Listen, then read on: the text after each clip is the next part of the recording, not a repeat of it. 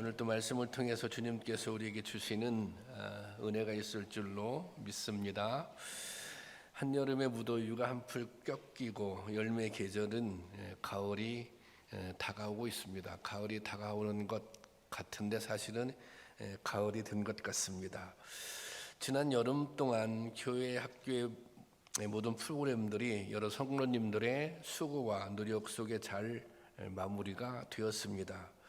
그 수고의 결과들이 좋은 열매로 분명하게 나타날 것입니다. 지금 당장 눈에 보이는 가시적인 성과는 나타나지 않아도 장차 알찬 열매로 맺혀질 것을 믿고 기대합니다. 씨앗이 뿌려지고 열매가 맺히려면 기다림의 시간이 반드시 필요합니다. 신앙 교육은 더욱 그렇습니다. 열매는 하나님의 손에 맡기고 지금 주어진 상황 속에서 밭을 일구고 씨를 뿌리는 일에 최선을 다하는 것이 중요합니다. 오늘 본문에는 이른바 씨 뿌리는 자의 비유가 나옵니다. 예수님께서는 복음을 전하는 일을, 말씀을 가르치는 일을 씨 뿌리는 일에 비유하셨습니다. 복음을 전하는 일이나 씨앗을 뿌리는 일은 모두 생명과 연관이 되기 때문입니다. 씨에서 싹이 터 생명이 자라는 것처럼 복음 또한 심어지고 그리고 자라나면 생명을 구원하게 됩니다. 농부가 밭에 씨를 뿌릴 때는 반드시 싹이 돋고 자라고 열매 맺는 과정을 기대합니다. 씨를 뿌릴 때 장난삼아 한번 씨를 뿌려보는 농부는 없습니다. 열매를 기대하고 씨를 뿌리는 것입니다. 그러나 씨를 뿌린다고 해서 모든 씨앗이 다 훌륭하게 열매를 맺는 것은 아닙니다. 그렇지 않습니까? 병충해 때문에 또 무슨 재해를 만나서 농작물을 다 거두지 못할 때도 있잖아요. 사실 복음의 씨앗도 마찬가지입니다. 이 사람들의 심령 속에 복음의 씨앗이 뿌려지지만 그렇다고 해서 모두 다 풍성한 열매를 맺게 되는 것은 아닙니다.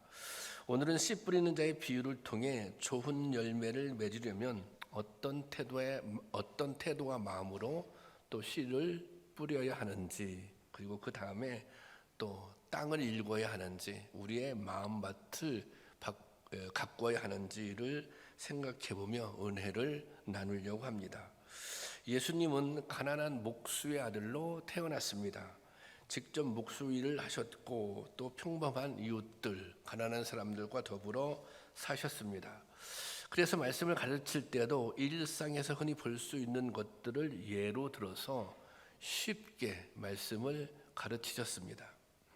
씨 뿌리는 자의 비유도 그 중에 하나입니다. 그런데 씨 뿌리는 자의 비유를 잘 이해하려면 유대의 파종 풍습을 알아야 합니다.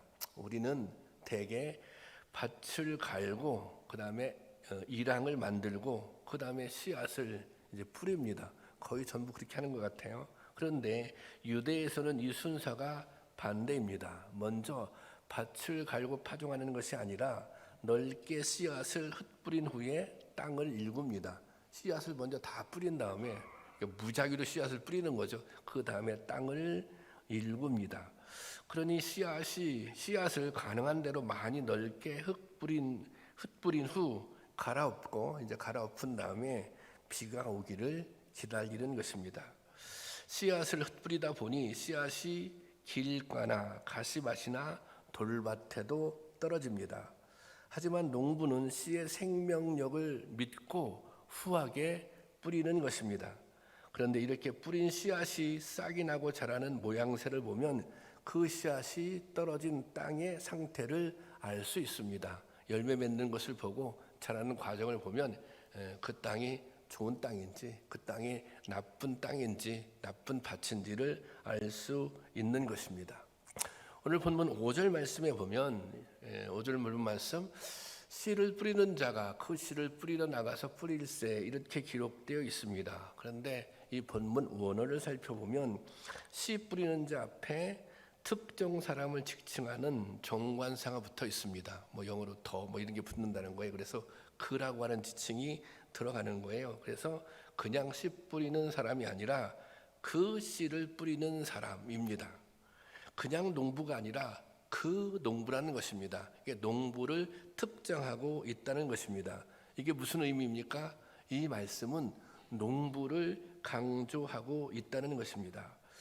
이 이야기에서 밭의 상태나 씨앗의 결실 여부 못지않게 씨앗을 뿌리는 농부가 중요하다는 것입니다. 농부가 어떤 마음으로 어떤 자세로 씨앗을 뿌리는지 그 농부의 자세도 중요하다는 것입니다. 농부는 현재 밭의 상태가 어떻든 씨앗이 떨어져 자랄 수 있으리라는 가능성을 열어두고 씨앗을 뿌리는 것입니다. 잘 경작된 옥토에만 씨를 심는 것이 아닙니다. 현재 땅의 상태가 좋지 않더라도 이른 비와 늦은 비의 은혜를 기대하며 씨앗을 뿌리는 것입니다. 땅의 상태를 염두에 두고 씨를 뿌리는 것이 아니라 씨앗의 생명력을 믿고 씨를 뿌리는 것입니다. 이것이 씨 뿌리는 농부의 마음입니다. 이것은 말씀을 전할 때 우리가 가져야 할 태도이기도 합니다. 말씀을 받는 사람의 마음을 확신할 수 없어도 우리는 전해야 하는 것입니다. 결과는 주님께 맡기고 최선을 다해서 전하는 것, 이것이 말씀을 전하는 자가 가져야 할 자세입니다. 우리가 잘 알고 있는 기도의 사람 조지 뮬러는 무려 5만 번의 기도 응답을 받은 것으로 알려져 있는 인물입니다. 그가 가장 많은 시간을 들여 이 한 기도 제목이 있었다고 하는데, 이제 그와 함께 어린 시절부터 지냈던 친구가 5명이 있었는데 그 5명의 전도를 위해서, 그 5명의 구원을 위해서 기도했다고 하는 거예요. 그 5명을 위해서 기도했는데 그들을 전도하기 위해서 기도한 지 1년 6개월 만에 한 친구가 예수님을 믿었습니다. 5년이 지난 후에 또 한 친구가 예수를 믿었고 12년이 지난 후에 다른 한 친구가 주님을 영접했습니다. 이렇게 3명은 구원을 받았지만 2명은 끝까지 예수님을 믿지 않았습니다. 뮬러는 이 두 친구를 위해 무려 자그마치, 놀라지 마세요, 52년 동안을 기도했다고 합니다. 52년 동안 기도했는데 그들은 그래도 믿지 않았습니다. 뮬러가 노년이 되어서 이제 병석에 눕게 되었습니다. 그가 마지막으로 설교하던 날 우연히 두 친구 중에 한 친구가 뮬러의 설교를 듣고 회심해서 이 예수님을 믿게 되었습니다. 그리고 뮬러는 마지막 한 친구가 구원을 받지 못하는 것을 보고 세상을 떠났습니다. 뮬러의 장례식을 찾은 마지막 한 친구가 뮬러가 자신을 위해 무려 52년 동안이나, 자신의 구원을 위해서 무려 52년 동안이나 기도했다는 이야기를 듣게 됩니다. 그는 뮬러가 죽은 그의 결국 예수를 믿게 되었습니다. 예수를 믿은 마지막 친구는 그 후에 전 영국을 순회하면서 이렇게 간증했다고 합니다. 뮬러 목사의 기도는 다 응답되었다. 그리고 저는 그의 마지막 응답입니다. 그렇게 간증했다고 합니다. 여러분, 우리가 해야 할 일은 이 씨를 뿌리는 일입니다.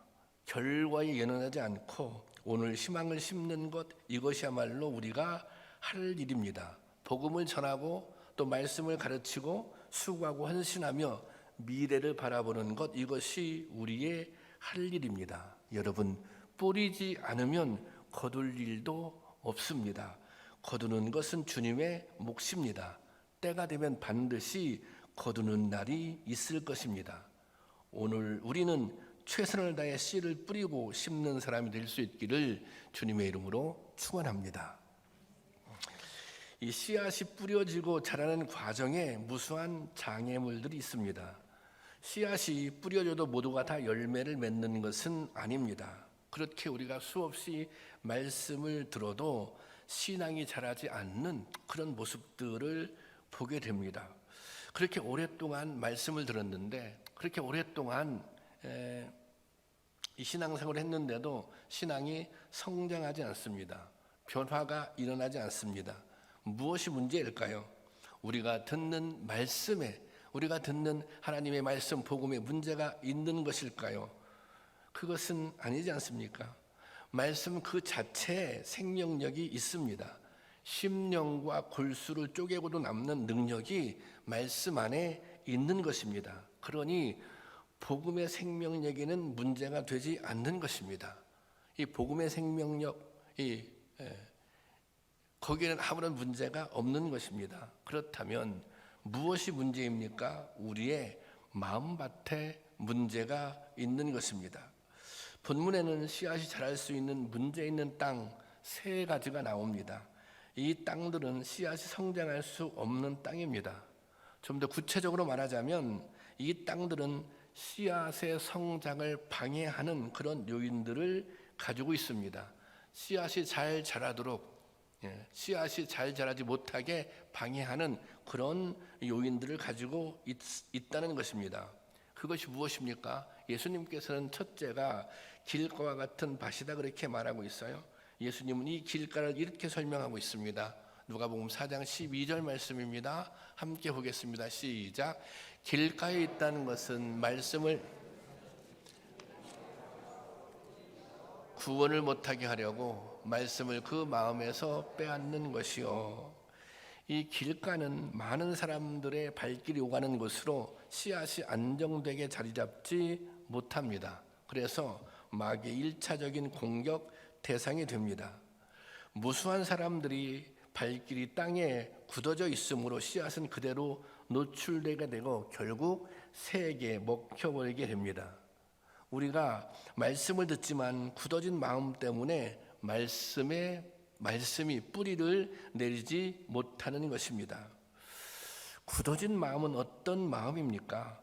강팍함, 또 완고함, 자기를 내려놓지 못하는 아집 같은 것입니다. 이것이 씨앗이 뿌리내리는 것을 방해하는 첫 번째 방해 요소인 것입니다. 두 번째로 바위 위기가 있습니다.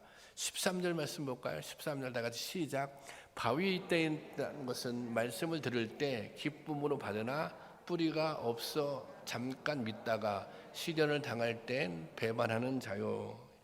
이 바위는 겉에는 흙이 덮여 있지만 그 밑에는 큰 바위가 숨겨져 있습니다. 처음에는 잘 자리 잡는 것 같아도 작은 가뭄이나 풍랑을 만나면 말라 죽거나 휩쓸려 나가게 되는 것입니다. 우리들 가운데도 마음속에 이런 바위를 품고 있는 분들이 계십니다. 겉으로 드러나지 않으니 처음에는 잘 모를 수 있습니다. 하지만 이 바위가 있는 한 말씀은 깊이 뿌리를 내릴 수 없는 것입니다. 여기서 바위는 의심, 의혹, 선입견, 자기의 교만한 마음 같은 것입니다. 이러한 바위야말로 신앙의 성숙에 커다란 방해 요소입니다.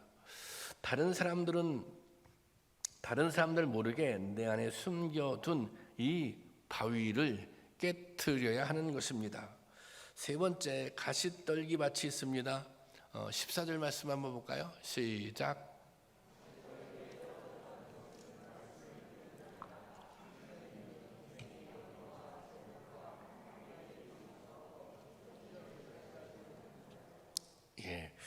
이 가시떨기 밭은 뿌리도 내리고 줄기도 자랐습니다. 어느 정도 열매를 보이기 시작합니다. 그런데 이 열매가 제대로 연결지를 못합니다. 가시떨기에 가려 나무도 부실하고 열매도 부실하게 맺히게 됩니다. 예수님께서는 세상의 근심과 욕망, 쾌락의 욕구가 곧 가시떨기라고 말씀하십니다. 그러니까 우리가 세상의 근심, 또 욕심, 쾌락의 욕구 이런 것들이 우리로 하여금 우리의 심령 속에 심겨진 말씀의 씨앗이 제대로 열매 맺지 못하게 만드는 것입니다.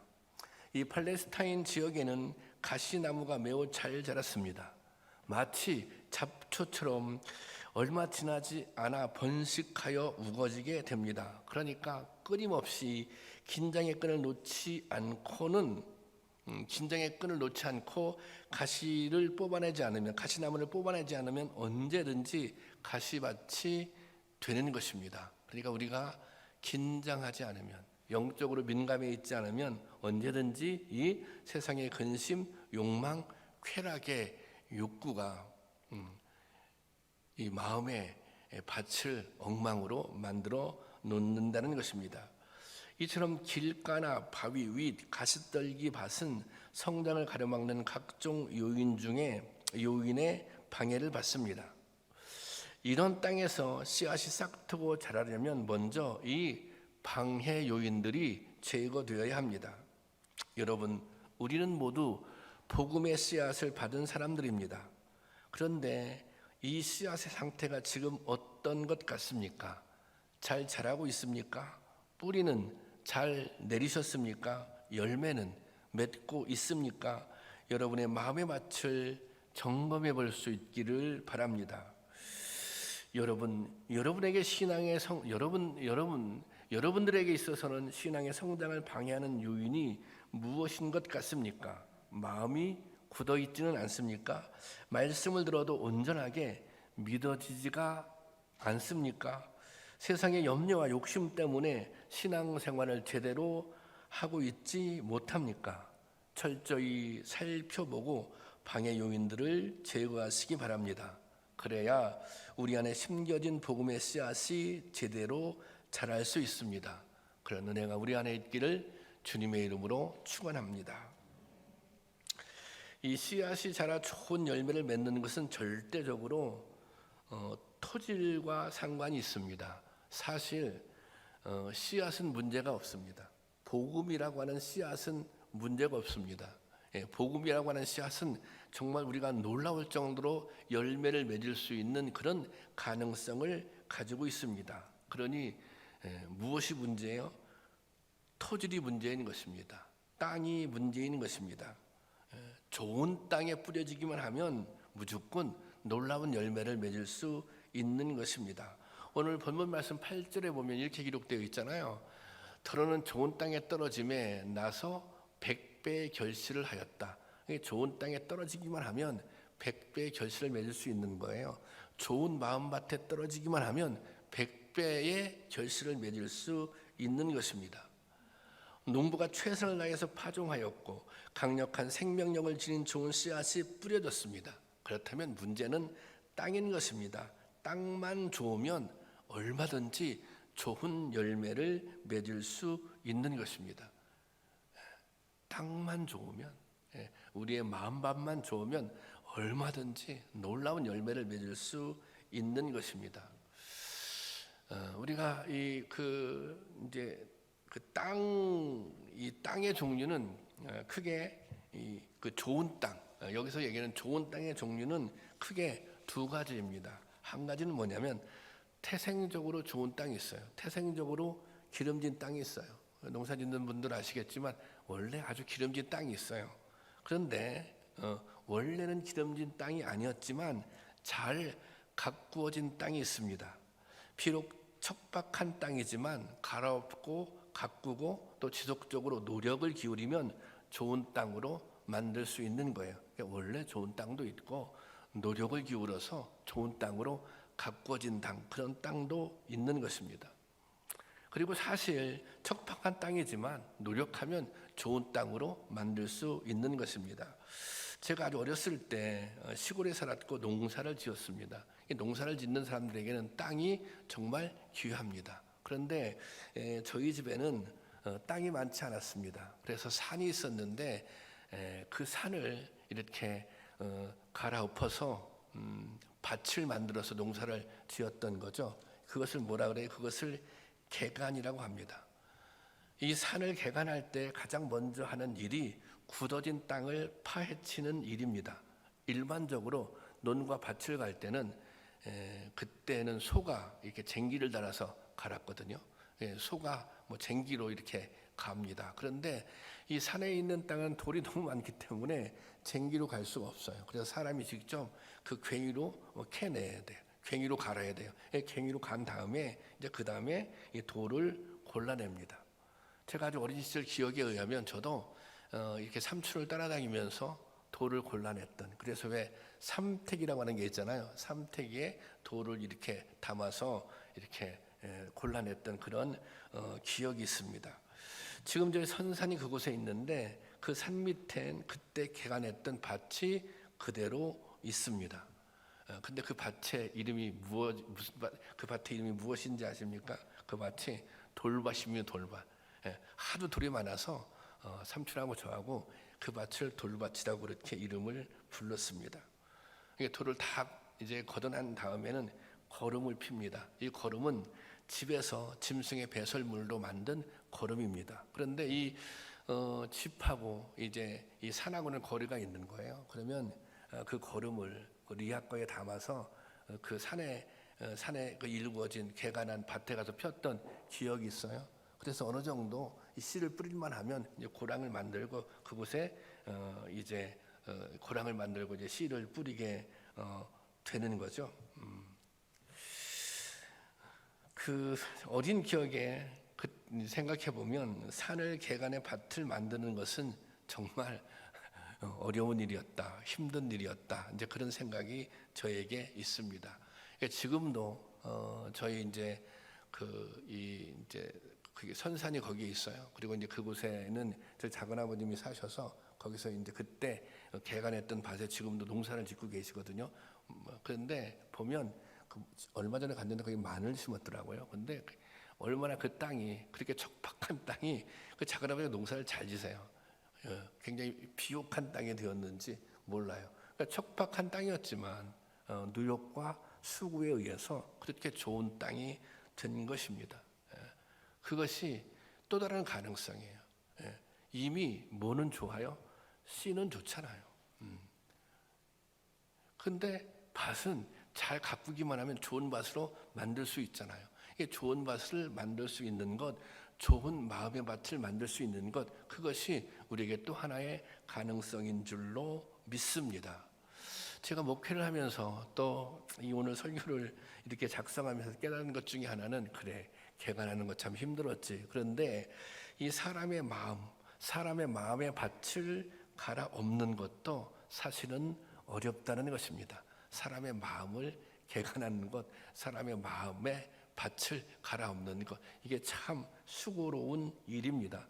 정말 오랜 시간 기도, 이 조지문주 목사님은 52년 동안 기도했는데도 안 된 거 아닙니까? 그런 수많은 시간의 기도, 또 사랑, 그리고 관심, 이런 것들이 쌓여서 마음의 밭을 일구어 내는 것입니다. 여러분, 오늘 우리에게 주어진 중요한 사명 중에 하나가 이런 마음의 밭을 일궈내는 것입니다. 첫 번째, 누구의 마음의 밭을 일궈내야 합니까? 우리 자신의 마음의 밭을 일궈내야 합니다. 우리 자신의 마음의 밭을 잘 일구어서 정말 생명의 말씀이 이미 뿌려졌는데 정말 100배 결실을 맺을 수 있도록, 또 우리가 복음을 전하는 사람들, 말씀을 가르치는 사람들이 있다면 그 사람들의 마음의 밭을 우리가 잘 가꿀 수 있어야 합니다. 우리의 미래 세대를 위해 끊임없이 애쓰고 힘써야 할 일이 바로 이 마음의 밭을 개간하는 일입니다. 여러분, 이 사명을 잘 감당할 수 있기를 주님의 이름으로 축원합니다. 오늘 본문에 예수님께서는 또 이 이제 좋은 땅에서도 말씀하고 있어요. 15절에 보면 15절 보겠습니다. 시작. 좋은 땅이 있다는 것은 좋은 마음으로 말씀을 듣고 지켜 인내로 결신하는 자리라. 좋은 땅에 있다는 것은, 좋은 마음의 밭을 갖고 있다고 하는 것은 어떤 것이냐? 착하고 좋은 마음으로 말씀을 듣고 지켜 인내로 결신하는 사람이다 그랬습니다. 좋은 마음으로 말씀을 듣고 그랬는데, 사실 우리가 어떤 마음으로 말씀을 듣느냐가 중요합니다. 어떤 마음으로, 어떤 자세로 말씀을 듣느냐. 아니, 마음의 밭에 씨를 뿌려질 때 그렇잖아요. 어떤 자세로, 어떤 태도로 말씀을 듣느냐가 중요합니다. 제가 오래전에 이제 설교를 한 다음에 제가 이런 얘기를 들은 적이 있어요. 목사님, 나를 향해서 목사님이 좀 나를 표적 삼아 설교하는 것 같습니다. 이 표적 삼아 설교했다고 하는 것은 무언가 자기 자신이 가지고 있는 문제나 단점들을 설교를 통해서 지적한다는 것입니다. 그렇잖아요. 아니 목사님이 내 문제를 어떻게 잘 알고 그것을 설교를 통해서 지적하고 있지. 설교를 통해서 우리가 때린다는 표현 하잖아요. 설교를 통해서 그렇게 하고 있지. 그래서 더러 상처를 받았다. 그런 말씀들을 하십니다. 그런데 사실 나를 표적 삼아 말씀이 선포되었다면 그것이 좋은 것이 아닙니까? 오히려 말씀을 통해서 자기 자신을 더 돌아다 볼 수 있기 때문입니다. 그것이 정말 자신의 부족한 점이라고 생각한다면, 그것이 정말 자신의 문제라고 생각한다면 그것은 고치면 되지 않겠습니까? 오히려 강단에서 선포되는 모든 말씀을 나를 표적 삼아 하는 말씀이다. 그렇게 말씀을 들어야 하는 것입니다.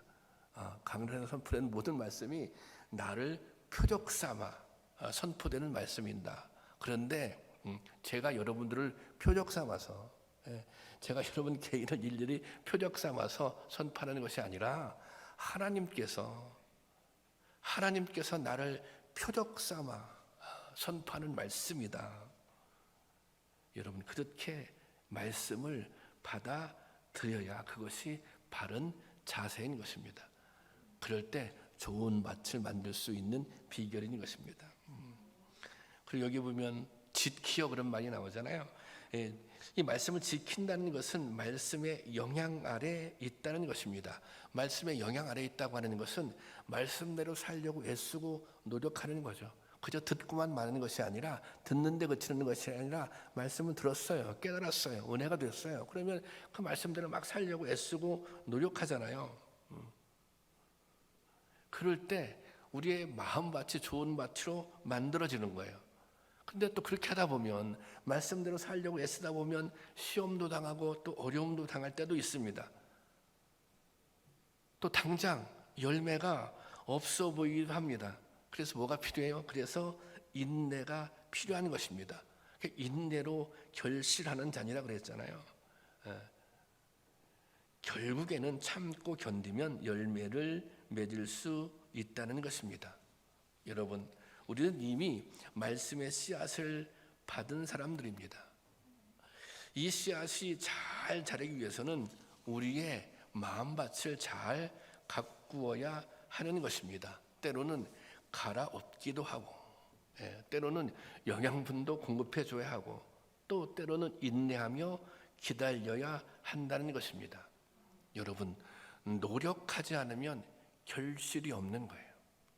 우리의 마음의 밭을 개간하는 데는 노력이 필요한 거예요. 열매는 저절로 맺혀지는 것이 아니라 수고의 결과인 것입니다.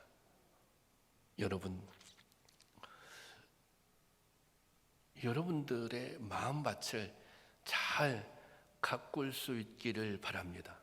이미 우리 마음밭에 뿌려진 씨앗은 정말 우리가 상상 그 이상의 능력을 가지고 있는 씨앗입니다. 우리가 마음밭을 잘 가꾸기만 한다면, 여러분들이 여러분의 심령을 잘 가꾸기만 한다면 그야말로 놀라운 열매를, 여러분 스스로가 깜짝 놀랄 만한 열매를